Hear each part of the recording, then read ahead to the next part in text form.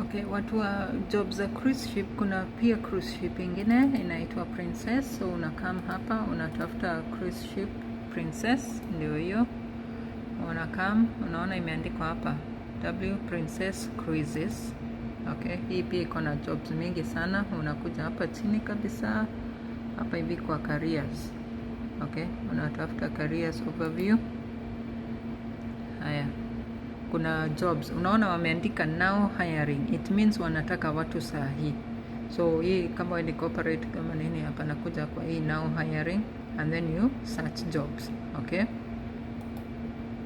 haya, unakuja hapa hivi chini, alafu wamepeana na locations. Kama wewe ni wa Afrika, kama wewe ni wa wapi, residents of, si mahali unatafuta kazi, mahali umetoka.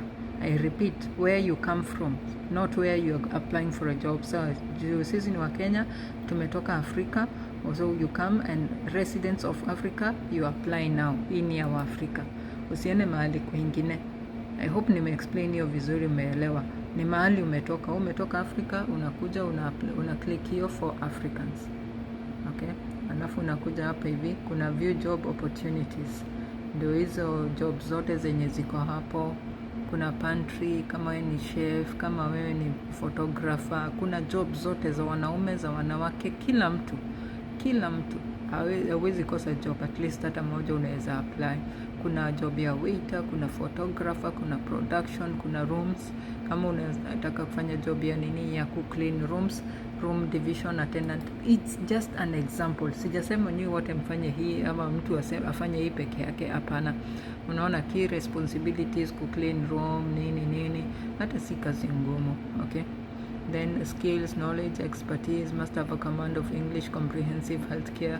Yani kama umefanyia Mwarabu ama umefanya place yoyote, hii job unaweza apply. And okay, bora ni CV yako ikuwe mzuri. Unakuja unajaza form. Okay, personal details, unakuja unajaza. Unaona kama sasa iko Kenya, unakuja unajaza namba yako. Okay, address, kumbuka address tulisema place.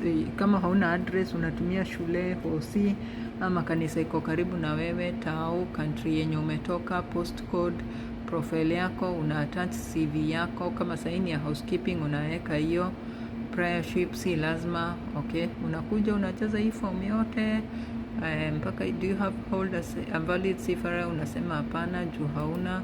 Haya, do you hold a valid C1D visa?